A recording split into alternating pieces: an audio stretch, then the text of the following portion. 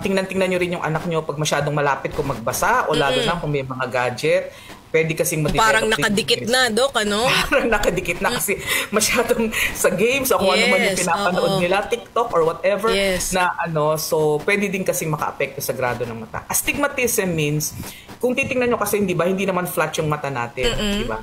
So yung parte ng mata natin na may kulay, tinatakpan yun ng tinatawag na cornea. So hindi natin nakikita yung invisible sa mata natin ngayon yon, pero merong parang takip yan na pag medyo uneven siya, medyo kulubot ng konti, yun ang tinatawag na astigmatism. Kaya nga pag nagpapa-check up po kayo ng grado ng mata, di ba, tinitingnan kung hanggang ano yung mga letrang malinaw, kung ano yung layo, di ba?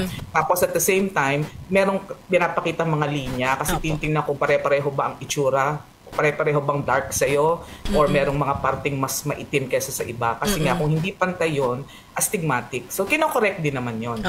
At kayang i-correct yun, di ba, Doc? Sa umagitan ng pagsusuot ng mga eyeglasses. Yes, oo, tama yun. Kaya maganda din na talagang every year, sabi ko nga, okay yung pasukat ka kasi lalo na lahat tayo busy o baka masyadong masipag mag-aral or talaga may lahi tayong nearsighted. So, mabuti na magpatingin ng grado, pero yung pong nasa mga optical shop, hindi po mga ophthalmologist yun. Taga-sukat sila ng grado.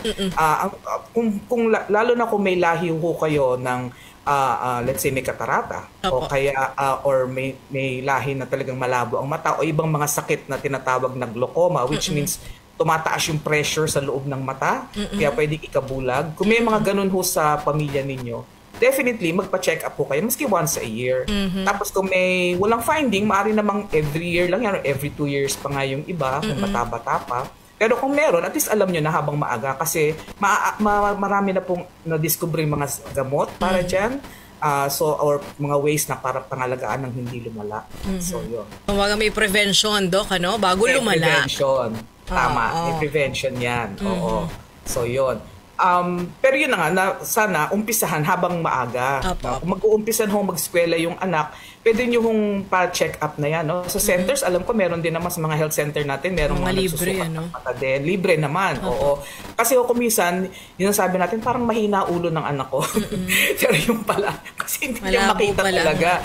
O meron ho kasing ganun lalo na kung may pinagmanahan talagang malabo ang mata. May ilan nga mga bata ako nakikita, Dok, ang kakapal na nung grado nila. Oo, diba? Bata kasi pa lang. Yun mga, alam nyo na yun kung bakit. Kasi nasasanay nga, wala nga sigurong masyadong TV or computer pa, pero may mga cellphone na babata pa. Kasi nga yung iba nadadaan sa inggit na gusto ko yan. Tapos para matahimik na lang bibigyan natin. Kaso masyadong close up. At saka may radiation din ho yun, kahit pa paano.